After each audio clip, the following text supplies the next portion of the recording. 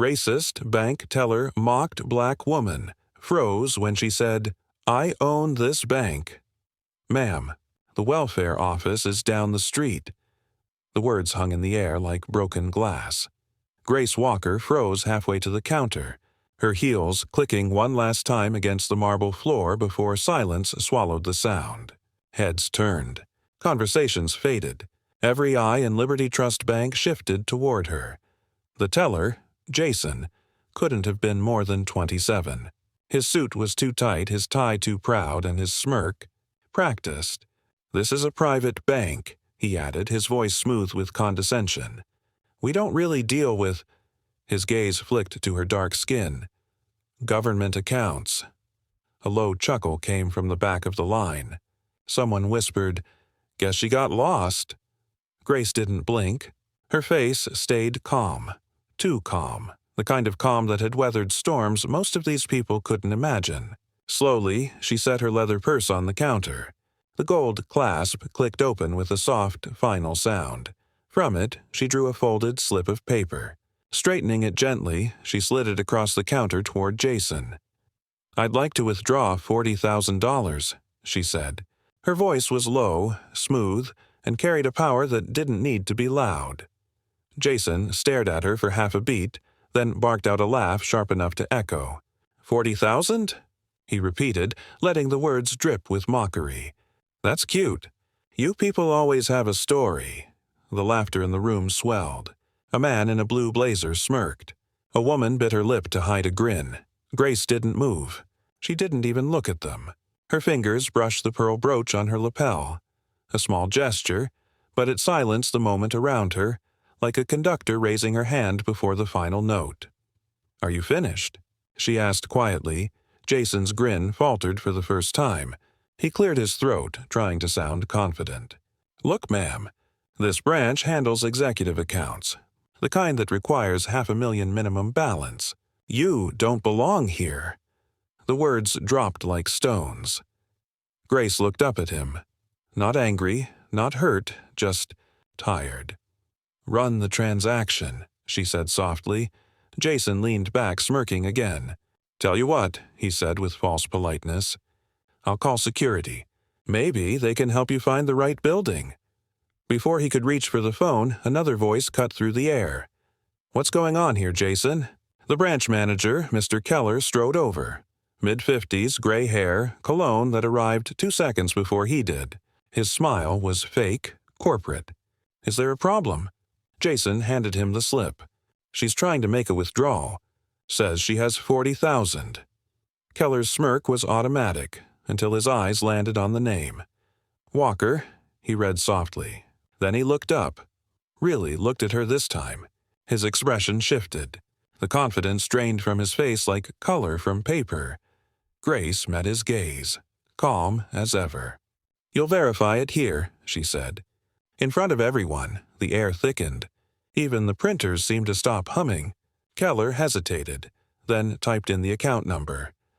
A second later, the glow from the monitor reflected in his widening eyes. His mouth fell open. Jason frowned. "What's wrong?" Keller swallowed hard. His voice came out strained. "Mrs. Walker." "Your account," Grace tilted her head. "Yes," she said quietly. "My account." Keller looked like he'd seen a ghost. Jason blinked, confused. The silence pressed against the marble walls. Then Grace's tone dropped, low and final. "You might want to call your regional director before you say another word."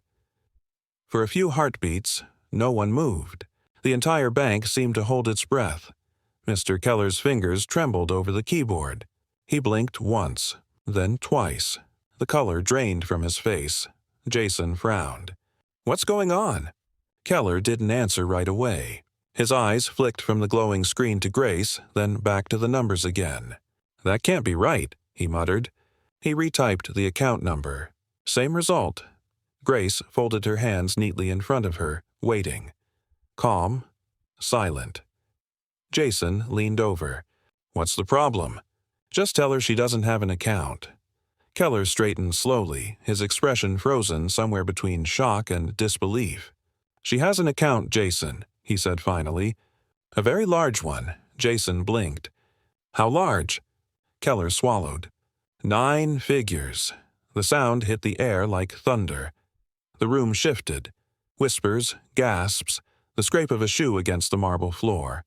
The same man who'd been smirking earlier suddenly looked away. A woman dropped her phone trying to pick her jaw up from the floor. Jason laughed nervously. 9 figures? You're joking. Grace didn't smile. Does he look like he's joking? She asked softly. Keller looked at her with a strange mix of fear and respect. Mrs. Walker, he said, his tone now formal. I didn't realize. You didn't need to, Grace interrupted. You only needed to do your job. Jason stammered. Wait. If you're really... Grace turned toward him, eyes calm but sharp as glass. You assumed I didn't belong here, she said. Because of how I look. Because of what you think money should look like. Her words weren't loud, but they carried. The kind of truth that makes everyone in the room suddenly wish they were invisible. Jason opened his mouth, then shut it again. Keller cleared his throat. Mrs. Walker, if you'll just give me one moment, I'll personally assist you with... That won't be necessary, Grace said, cutting him off gently. Just call your regional director. I'd like to speak with him here. Now. Keller hesitated. Of course. He turned, nearly tripping over his own shoes as he rushed toward his office. Jason stood frozen behind the counter, still trying to process. 9 figures, he whispered under his breath. That's impossible. Grace adjusted her brooch again, her eyes distant. Nothing is impossible, young man, she said softly. Not when you've built what they said you couldn't. The line of customers behind her had dissolved into awkward silence. One woman stepped forward, nervously smiling. Mrs. Walker, I just wanted to say... That was incredible. Grace nodded politely but didn't answer. Her gaze was locked on the frosted glass door of Keller's office. Inside, she could see his silhouette pacing, gesturing, speaking into the phone. Quick, frantic movements. Then he stopped. Turned. Moments later, the door opened.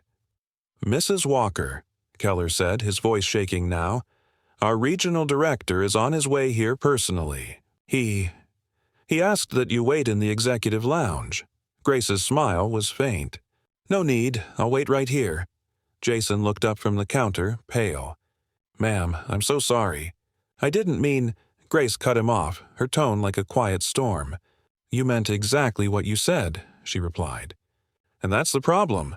The doors to the bank's upper office wing suddenly burst open. A tall man in a navy suit hurried in, his face tight with concern. He looked around, then spotted Grace. Mrs. Walker, he said quickly, stepping forward with a nervous smile. It's an honor to meet you again. Jason blinked. Again? The man turned toward him, frowning. Do you know who this is? Jason shook his head. The regional director's expression hardened. You just insulted the majority shareholder of Liberty Trust Bank. The words majority shareholder hit Jason like a slap. He froze, mouth open, every trace of arrogance wiped clean. Around them, the lobby buzzed with whispers. Shareholder? She owns the bank? That can't be real. But Grace wasn't looking at any of them. Her eyes were far away now, pulled back through decades of memory. 35 years earlier. The same marble floors.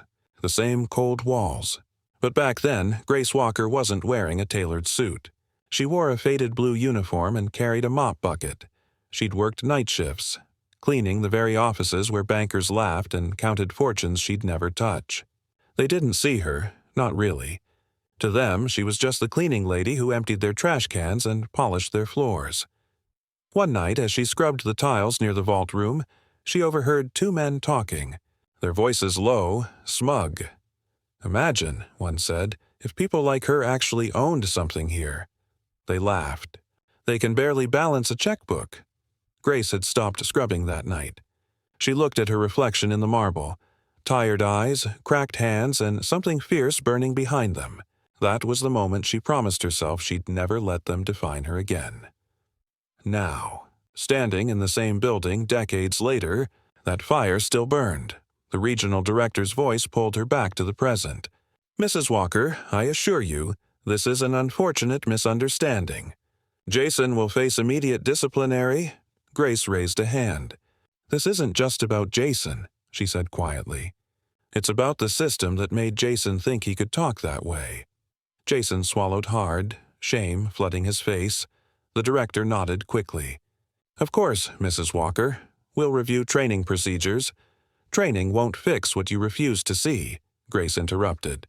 Her tone was calm, but her words cut deep. This building was built on people like me, people you ignored. And now, you act surprised to find one standing on the other side of the counter. The silence in the lobby was suffocating. Keller stood near the back, eyes downcast. The other customers tried not to stare. Even Jason couldn't find a word to say. Grace exhaled slowly. When I was a cleaner here, she said softly, I used to pray I'd earn enough one day to open an account. Just one. I thought that would mean I'd made it. She looked around the grand lobby, the marble, the glass, the gold letters spelling Liberty Trust.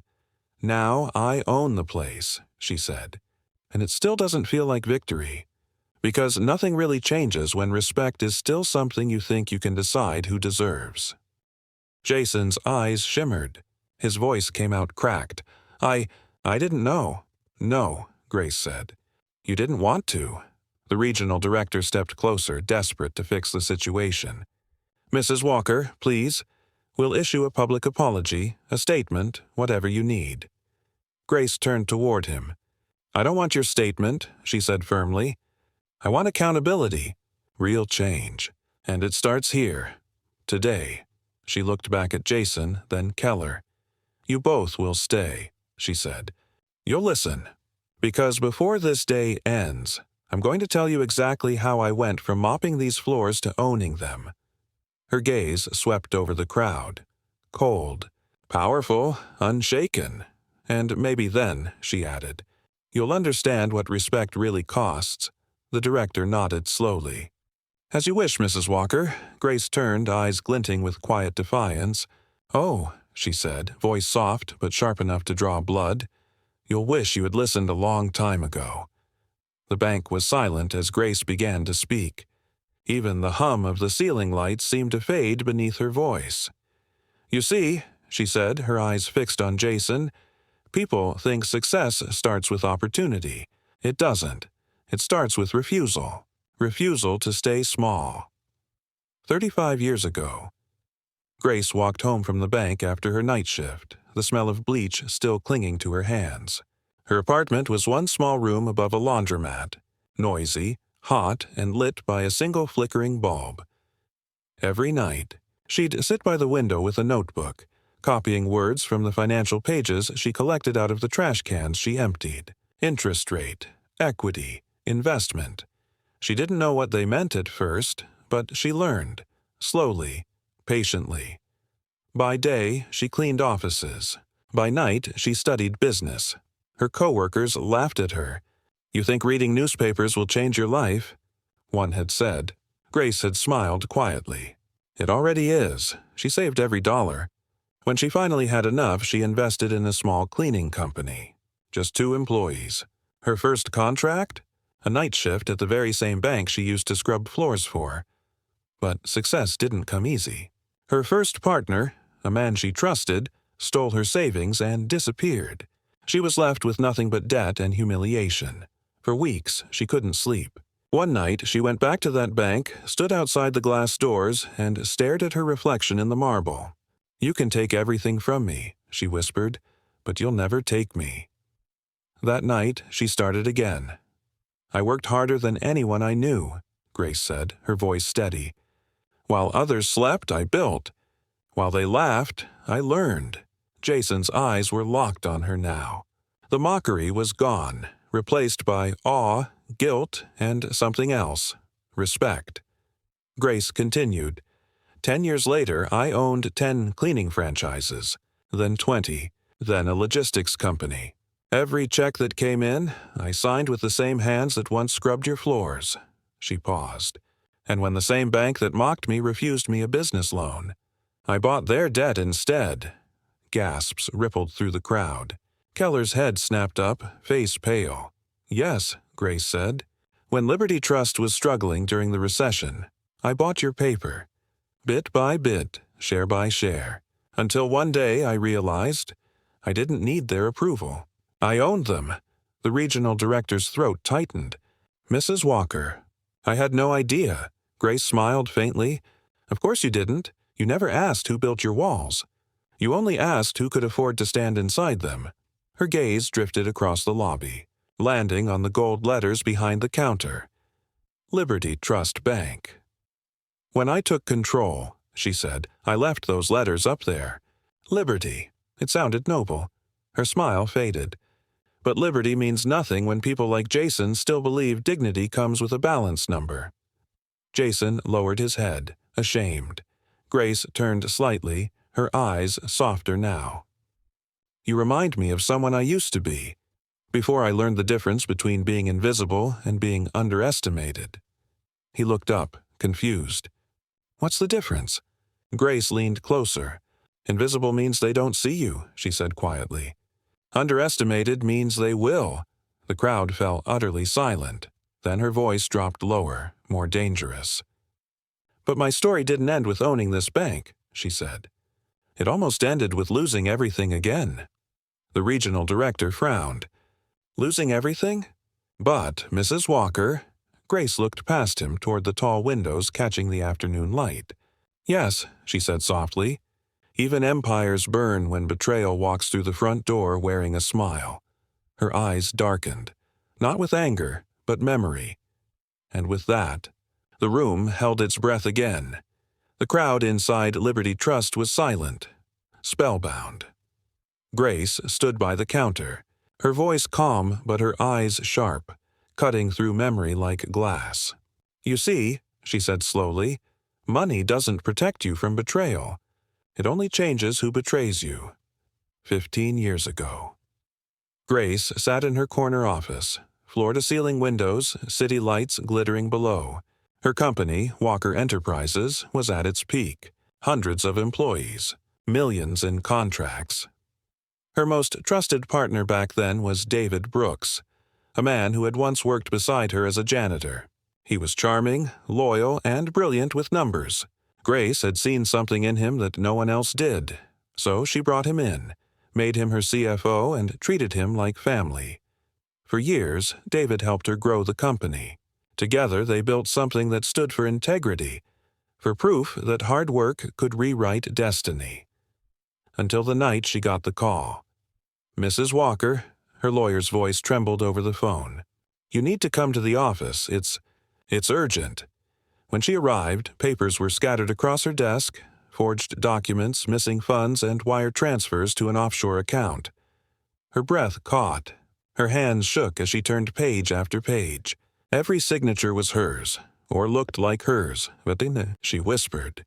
He was standing by the window, his back to her. You taught me everything, he said, not turning around. But you forgot to teach me how to be poor again. Her heart cracked. Not from the money lost, but from the trust shattered. I gave you everything, she said, voice trembling. He turned then. Cold smile, expensive suit. And I took it. Within days, the scandal hit the news. Walker Enterprises under investigation. Reporters camped outside her home. Partners withdrew. Employees panicked. Grace's empire crumbled overnight. Back in the present, her voice grew quiet, low like a storm gathering. I lost nearly everything. Not just my company, my faith in people. Jason listened, wide-eyed. Keller stood frozen, guilt painting his face. Grace continued. But the thing about losing everything is, it teaches you who you are without it. She paused, her gaze hardening. I didn't chase revenge. I chased truth. I traced every number, every file, every shadow. For 2 years I rebuilt from the ashes. And when the truth surfaced, when the law caught up, I didn't celebrate. She looked down at her hands. I just said, I forgive you. Jason frowned softly. You forgave him. Grace nodded. Forgiveness isn't weakness. It's the final word. It means they don't get to keep owning your pain. The regional director stepped closer. What happened to him? Grace met his eyes. Calm, unreadable. Prison, 10 years. I visited him once." The crowd seemed to lean in as she continued, her voice gentle but cold as steel. "He asked me why I came.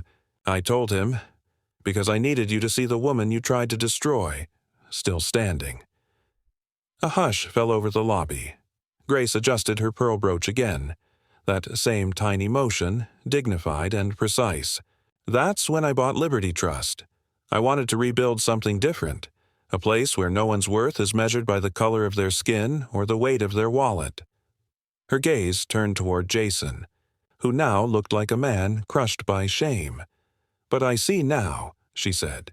"The rot wasn't in the walls I bought. It was in the eyes that still refused to see." Jason's voice cracked. "Mrs. Walker, I'm so sorry. If I could take it back—" Grace shook her head.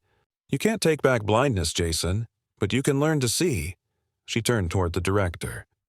"Call a staff meeting. Every teller, every manager, today," the director blinked. "Today?" "Yes," she said. "Because tomorrow, this bank will look different." The director hesitated. "And what should I tell them?" Grace's eyes softened, but her tone stayed firm. "Tell them the woman they mocked just rewrote their training manual. In person." The crowd stirred, murmuring in awe. Jason looked at her as though he'd seen grace and justice take human form. Then Grace glanced at the large bank clock ticking above the counter. "He said time would humble me," she whispered. "Turns out it humbled everyone else." The room fell silent again. The staff gathered in the main lobby of Liberty Trust, still whispering about what had just happened. Word had spread like wildfire. The woman they mocked owned the bank. Grace stood near the counter where it all began. The same marble floor, the same cold lights. But now the energy in the room had changed. Eyes that once glanced past her now couldn't look away. Jason stood front and center, shoulders stiff, guilt written all over his face. Keller hovered near the back, avoiding eye contact. The regional director stood beside Grace, unsure whether to speak or stay silent. Grace began softly. "I wasn't supposed to be here today," she said. "I came for one thing, a simple withdrawal. But maybe I was meant to make a different kind of withdrawal. From ignorance." Her eyes swept the room. "Every one of you," she said, "handles other people's money every day. But how you handle people, that's what truly measures your worth." Jason swallowed hard. "Mrs. Walker, I was wrong." Grace looked at him, calm but kind. "Yes," she said gently, "but you're not the first and you won't be the last. What matters is what you do after you realize it." She stepped closer to him. "You saw me walk in and made a decision in 3 seconds, not based on my name, but on my skin. That's how long it takes to break someone's dignity. But it also takes just one moment of truth to rebuild it." Jason's eyes brimmed with tears. "I don't deserve forgiveness." Grace's tone softened. "Forgiveness isn't earned," she said. "It's given by those who've already been through the fire." Keller spoke up, his voice shaky. "Mrs. Walker, the entire staff is ready to apologize publicly." Grace turned to face everyone. "Don't apologize to me," she said. "Apologize to every person you've ever judged before knowing their story. Every customer you dismissed. Every quiet soul you made smaller so you could feel taller." The room went completely still. Then she added, her voice like thunder wrapped in silk, "Remember this. Power doesn't reveal who we are. Privilege does." The words hit hard. You could feel it. The shift, the discomfort, the realization.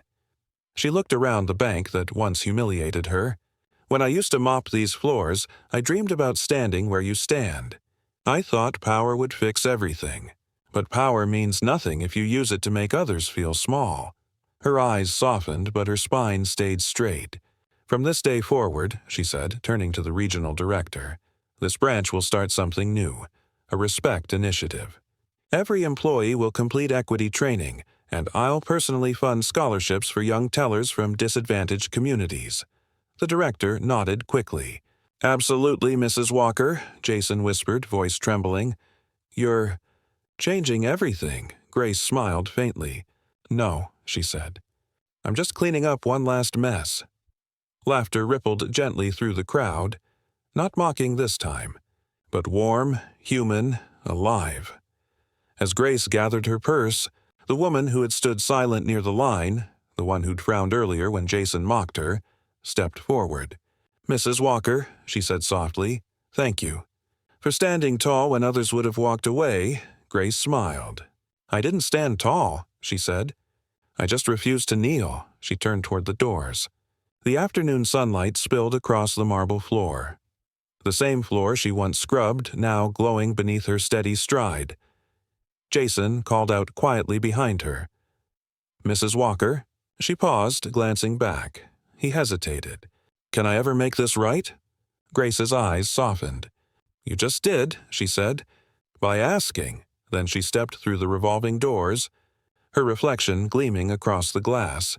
The cleaning lady who became the owner. The woman who turned humiliation into legacy. Outside, the city moved as it always did. But inside Liberty Trust, nothing would ever be the same again. Epilogue. The moral wealth isn't counted in dollars. It's measured in dignity, in how you treat those who have less power than you. Grace Walker didn't just own a bank. She owned her story, and she made sure the world would never forget it.